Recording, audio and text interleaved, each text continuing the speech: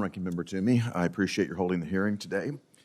Secretary Yellen, Chair Powell, thank you for your testimony. Chair Powell, I want to congratulate you on your recent renomination. I look forward to the hearing that's coming up. I also appreciate that we're going to be seeing the Fed's report on the digital dollar soon. We've been long awaiting that. I think it's an opportunity for America to take a real lead in innovation, so thank you for that. Secretary Yellen, I'd like to pose my first question to you. Every move that President Biden has taken so far has seemingly improved Russia and Vladimir Putin's strategic position. From capitulating on the New START treaty's unconditional extension to not fully enforcing mandatory sanctions to halt Nord Stream 2, we see Russia and Putin now with leverage and strength vis-a-vis our partners in Ukraine that they haven't had since the fall of the Soviet Union. Natural gas prices in Europe have been soaring to Putin's benefit. And now, in real time, just like watching a fatal car crash in slow motion, we're seeing Russia build up an unprecedented number of troops on the border of Ukraine. Secretary Yellen, I want to make certain that you have all the authority that you need from Congress to deter and, if necessary, to punish Putin if Russia invades Ukraine. After what happened in 2014, we certainly can't be caught flat-footed again. We do have authority to impose sanctions.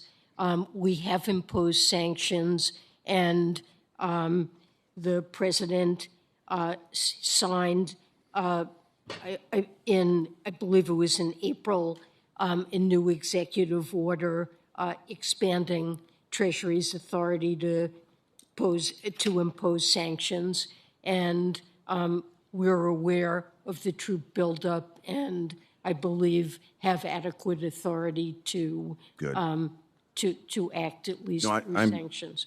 Madam Secretary, I'm pleased to hear that you have the authorities that you need to pose significant economic and financial pressure.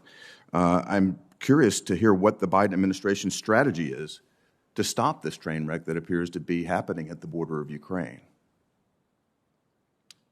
Well, we're very cognizant of what's happening and are involved in discussions about what the appropriate set of steps will be.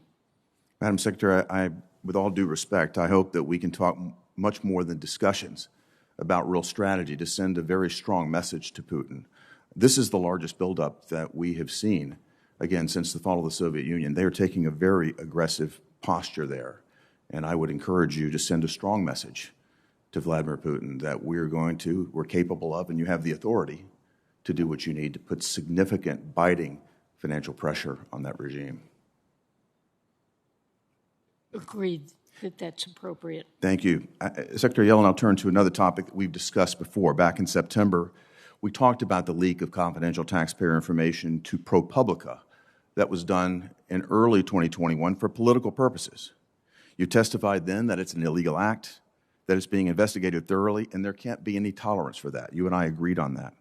So given that testimony, I want to ask you, have the leakers been identified?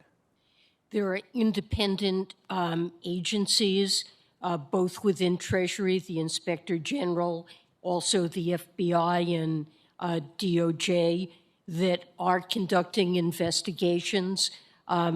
We're not privy, nothing has been reported out yet from those investigations that I'm aware of, but I believe those investigations are moving forward.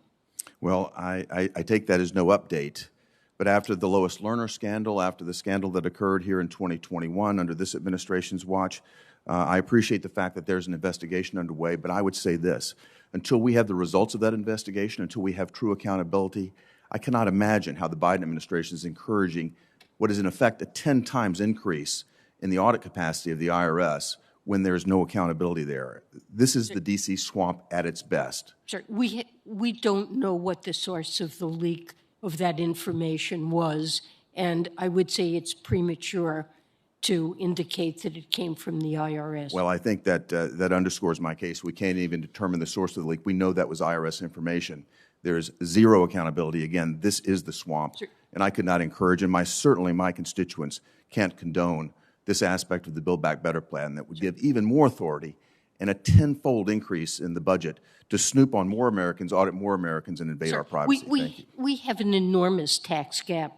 Over the next decade, it's estimated that actual tax collections will be $7 trillion below what's due. And the IRS has been starved of resources over the last decade so that they're not able to conduct meaningful audits of either high-income individuals or complex partnerships or corporations. And that's where most of the tax gap lies. These are very important resources that are needed to make sure that the wealthiest individuals and corporations particularly comply with the tax laws and pay their fair share what's due. I would just encourage good management here so that we make sure those resources are focused in the direction they should be rather than attacking conservative groups and ordinary Americans and leaking that information to the public. Thank you. Senator Cortez Masto is recognized from Nevada. Thank you, Mr. Chairman. Secretary Yellen, Chairman Powell, welcome. Chairman Powell, congratulations on your renomination. I also want to express